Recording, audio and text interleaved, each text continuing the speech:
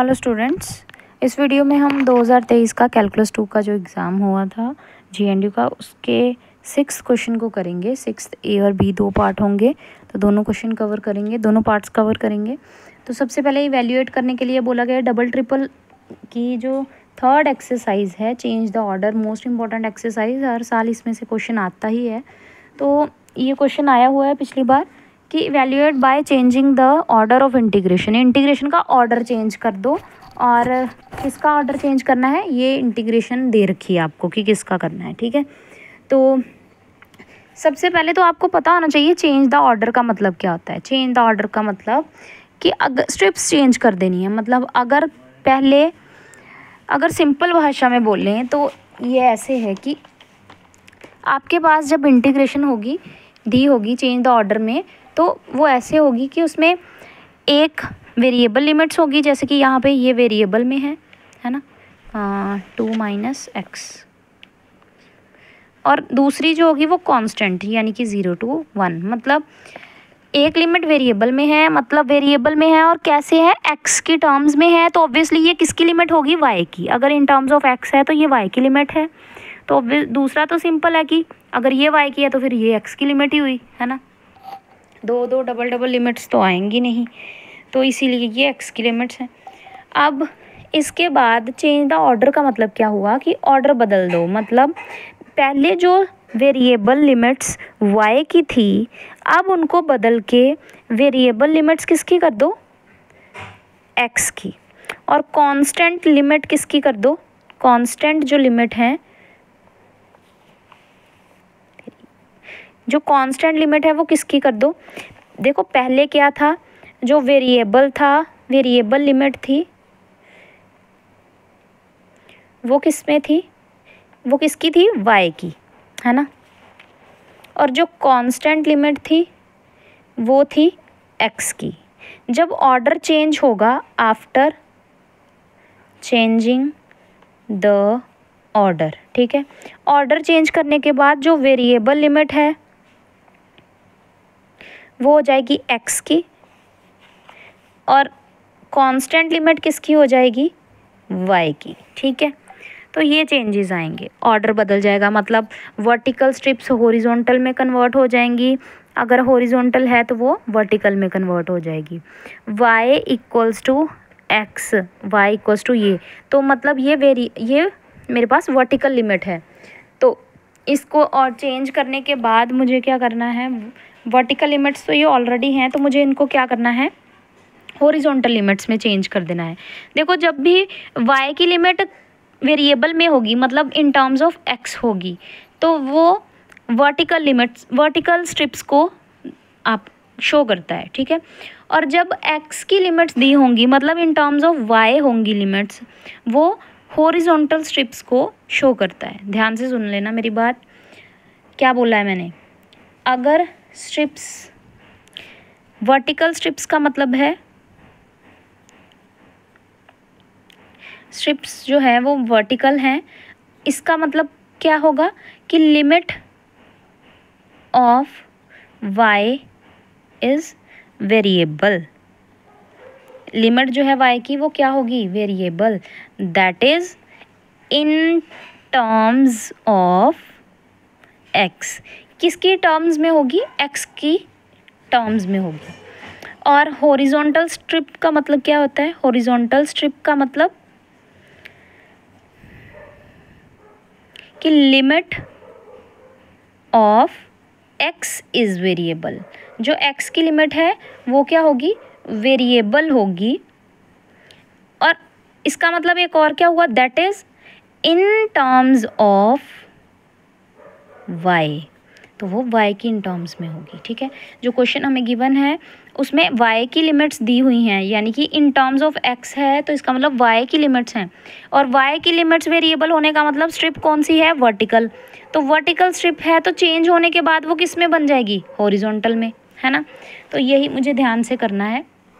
सबसे पहले तो हमें रीजन देखना है कौन सा पूछा गया है। अंदर वाले इंटीग्रेंट का कोई काम नहीं है इसमें, इंटीग्रेशन के अलावा, पर सारा काम लिमिट्स का है। तो लिमिट है मेरी 0 से 1, एंड जो अंदर वाली लिमिट है वो है y इक्वल्स टू, पहले तो y इक्वल्स टू क्या है, एक्स, है ना, और दूसरी limit y equals to √2 minus X square. ठीक है, इसको सॉल्व करना पड़ेगा पहले।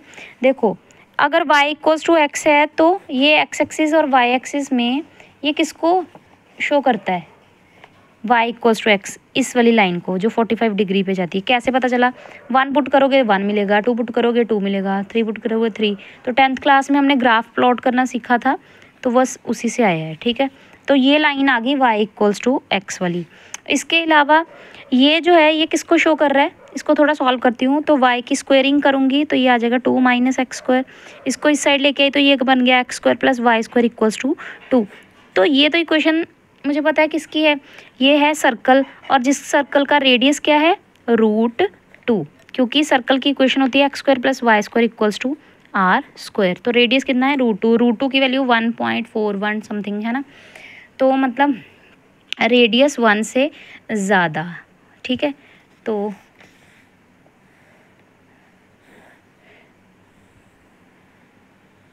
ये सर्कल जिसका रेडियस जो होगा वो कुछ 1.41 आगे √2 के इक्वल होगा, है ना, 1 यानी कि √2 तक, और इसका -√2, 0, ओरिजिन 0 0 होगा, क्योंकि सर्कल की इक्वेशन क्या है, X square plus Y square equals to √2 की स्क्वायर, है ना। ये हम इसको ऐसे भी लिख सकते थे। ठीक है, इसके बाद और क्या बोला है उसने, y इक्वल्स टू एक्स के equal, y equals to X मतलब ये वाली लाइन, है ना। अब दोबारा से एक बार लिमिट्स पे देखते हैं। लिमिट्स में उन्होंने बोला है जो x है वो 0 से 1 है, जो y है वो x से √2 माइनस एक्स स्क्वायर है। इसको ध्यान से समझना, अगर ये समझ में आएगा तभी ऑर्डर चेंज कर पाएंगे। तो सबसे पहले किस रीजन की बात की, सर्कल तो इतनी जगह पे है, इतने जगह ये बाउंड हो रही हैं, पर कौन सा वाला मेरा वाला रीजन है जिसको मुझे इंटीग्रेट करवाना है। तो रीजन है, पहले उन्होंने बोला y कहाँ से शुरू होता है, x से, तो y इक्वल्स टू एक्स वाली लाइन तो ये है, मतलब इस लाइन से शुरू होके y वर्टिकल स्ट्रिप है तो इस तरह से चलेंगे, मतलब वर्टिकल, तो आपको मतलब वर्टिकल का तो पता ही होना चाहिए। तो y इक्वल्स टू एक्स मतलब इस लाइन से लेके y कहाँ तक जाता है, सर्कल तक, क्योंकि ये तो सर्कल की इक्वेशन ही है ना, √2 माइनस एक्स स्क्वायर पॉजिटिव का। तो जब हम y की वैल्यू निकालें, पॉजिटिव नेगेटिव दोनों आती है, तो इसने पॉजिटिव वाली वैल्यू रखी हुई है, माइनस का साइन तो है ही नहीं आगे, तो मतलब ऊपर वाला ये वाला हिस्सा। वैसे तो ये पूरा ही हिस्सा मेरा किसका है, अपना पॉजिटिव √2 माइनस एक्स स्क्वायर का, कितना ये पूरा ही ऊपर वाला, और नीचे वाला हिस्सा माइनस का √2 माइनस एक्स स्क्वायर। इतने पोर्शन में से इससे ऊपर का यहाँ तक, है ना, तो हो सकता है ये वाला भी होता, लेकिन नहीं, क्यों, क्योंकि उन्होंने x भी तो देखो क्या दिया है, y अगर यहाँ से यहाँ तक है, x कितना है 0 से 1 तक, मतलब x मेरा 0 से लेके कहाँ तक जाएगा, 1 तक, मतलब सिर्फ x की वैल्यू 0 से 1 तक रहेगी। ठीक है, यहाँ तक 1, यानी कि जब ये सर्कल और ये इंटरसेक्ट होते हैं तो इसको उठा के जब x की वैल्यू को पुट किया जाता है, X square plus X square equals to 2, तो ये बनेगा 2x स्क्वायर, तो बन जाएगा 2, तो x की वैल्यू क्या आ जाएगी, 1 आ जाएगी, है ना, प्लस माइनस का 1, एक बार इस जगह पे -1 पे इंटरसेक्ट करता है, एक बार 1 पे, तो मतलब 1 इस जगह पे x की वैल्यू मेरी कहाँ से कहाँ तक होगी, 0 से 1 तक, मतलब सिर्फ यहाँ तक, है ना। तो मतलब मुझे इस रीजन की बात करके दी गई है। ठीक है, इस रीजन की -x से ऊपर सर्कल तक और x की वैल्यू 0 से 1 तक, बस इससे आगे नहीं जाना। ठीक है, तो ये रीजन है जिसका मुझे ऑर्डर चेंज करने के लिए बोला गया है। अब सिंपल हम ऑर्डर चेंज कर देंगे। ऑर्डर चेंज करने के लिए मुझे क्या करना पड़ेगा, देखो अब अगर मैं ऑर्डर हॉरिजॉन्टल स्ट्रिप्स की बात करूं तो देखो, मैं पहले इस डायग्राम को थोड़ा साफ़ कर दूं क्योंकि इसी पे समझा देती हूँ। अब देखो यही चीज़ समझने वाली है। जब पहले थी वर्टिकल स्ट्रिप्स, मतलब स्ट्रिप इस तरह से थी, यहाँ से यहाँ, ठीक है, जो पेंसिल वाली है ये, तो ये स्ट्रिप यहाँ से भी शुरू होती थी, यहाँ से। स्ट्रिप का मतलब है जैसे मान लो आपके हाथ में कैंची है तो आप इस लाइन से यहाँ तक कट लगाएंगे, तो छोटे छोटे कट लगाने हैं, मतलब जैसे पतली पतली स्ट्रिप्स काटनी है। तो आप यहाँ से शुरू होके इस तरह से काटते काटते यहाँ तक आते, मतलब एक्स जब 0 था यहाँ पे, तब आप वहाँ तक काटा है आपने इसको, स्ट्रिप्स को, जब तक एक्स 1 ना बन जाए, ठीक है। तो इस तरह से लोअर आपका एक्स था और अपर आपका वाई अंडर रूट वाला था, ठीक है। मतलब ये सर्कल की क्वेश्चन। अब स्ट्रिप हो गई चेंज, क्योंकि चेंज द ऑर्डर है तो स्ट्रिप हो गई चेंज। अब दिमाग लगाओ, अगर मैं स्ट्रिप्स यहाँ से कट करना शुरू करूँ तो ये स्ट्रिप कहाँ से कहाँ तक जाएगी, इस लाइन से इस लाइन तक। और अगर स्ट्रिप यहाँ तक कट करती रहूँ तो ये ही हिसाब रहेगा, लेकिन जैसे ही स्ट्रिप थोड़ी और ऊपर से कट करूँगी तो ये लाइन से सर्कल तक जा रही है ना। लोअर सर्कल और अपर सर्कल है और लोअर वाला लाइन है अगेन, है ना। x इक्वल्स टू 0 वाली, है ना। अब पहले तो डिसाइड कर लिया, पहले ऑर्डर चेंज करने से पहले y की लिमिट वेरिएबल थी और x की लिमिट कांस्टेंट थी। अब उल्टा हो जाएगा, चेंज किया है मैंने ऑर्डर, तो अब x की क्या हो जाएगी, वेरिएबल लिमिट, मतलब इन टर्म्स ऑफ y आएगी लिमिट, और y क्या हो जाएगा, कांस्टेंट, ठीक है। अब देखो कांस्टेंट, इसके बाद अब इसको ध्यान से समझना बिल्कुल। अगर यानी कि मुझे पता है स्ट्रिप हॉरिजॉन्टल लेने में यहाँ तक स्ट्रिप्स जो है एक जैसा काम कर रही हैं, लेकिन जैसे ही 1 को क्रॉस किया तो स्ट्रिप ने यहाँ से लाइन से सर्कल तक जाना शुरू कर दिया, ठीक है। ये दिमाग लगाना पड़ेगा आपको, डायग्राम सही बनाओगे तभी ये क्वेश्चन हो पाएगा, अदरवाइज़ कोई चांस ही नहीं है सॉल्व कर पाने का। तो डबल इंटीग्रेशन मतलब 2 रीजन है, एक तो नीचे वाला रीजन R1 और एक ऊपर वाला region R2। Double integration plus का साइन डाला, पहली रीजन R1 के लिए, दूसरी रीजन R2 के लिए, ठीक है। देखो R1 रीजन की अगर मैं बात करूँ, यहाँ पे मुझे साफ पता है कि मुझे करना तो क्या है, x को वेरिएबल लिमिट रखना है। अगर x की लिमिट वेरिएबल है तो मतलब x कहाँ से शुरू होगा, इस लाइन से शुरू होके इधर इस लाइन तक जाएगा। इस लाइन की इक्वेशन क्या है, y equals to x। y को वेरिएबल लिमिट रखना है, वेरिएबल लिमिट, वेरिएबल y हो ये नहीं, y की वेरिएबल लिमिट मतलब in terms of y, x की वेरिएबल लिमिट मतलब in terms of y। In terms of y मतलब अगर x की लिमिट यहाँ पे कितनी है, x इक्वल्स टू 0, तो ऑब्वियसली x कितना होगा, 0। x यहाँ पे कितना होगा, इस लाइन पे कितना होगा, y के इक्वल। तो मतलब ये बन गई इस रीजन की अपर और लोअर लिमिट, दैट इज़ 0 से y, मतलब लाइन तक। और ये तो बन गई x की लिमिट।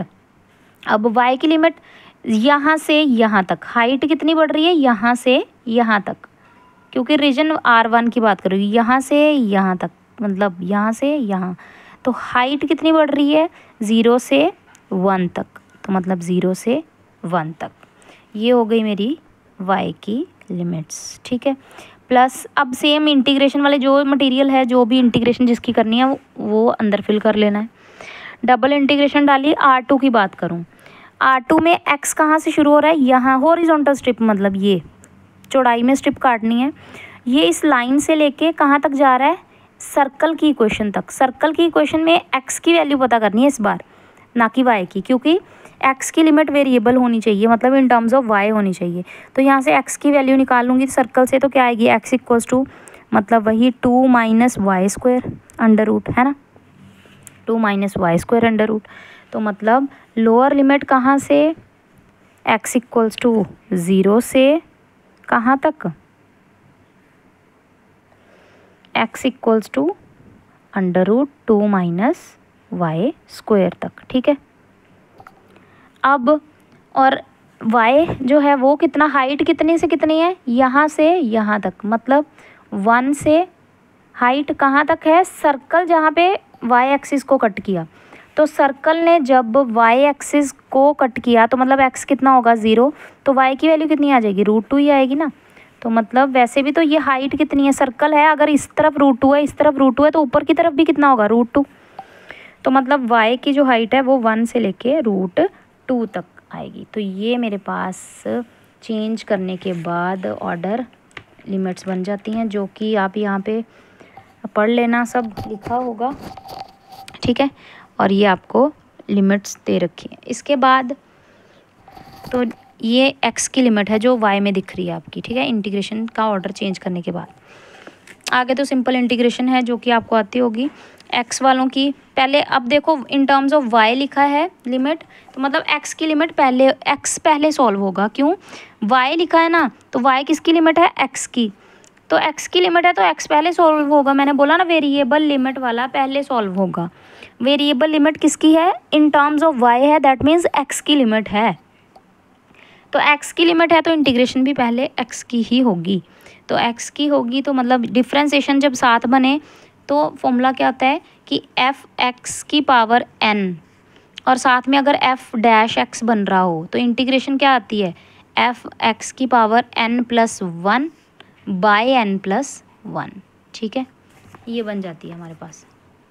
पावर में n+1 हो जाता है और n+1 f' गायब हो जाता है। तो यही मैंने 2 के साथ मल्टीप्लाई, 2 के साथ डिवाइड जानबूझ के, क्योंकि इसकी डिफ्रेंसिएशन ये है, पावर में 1 ऐड हुआ, वही 1 ऐड करने के बाद उसको नीचे लिखा गया है, अपर माइनस लोअर करके आगे इंटीग्रेशन सिंपल सॉल्व की गई है, ठीक है।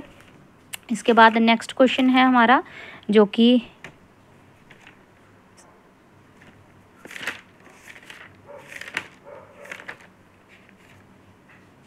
यहाँ पे,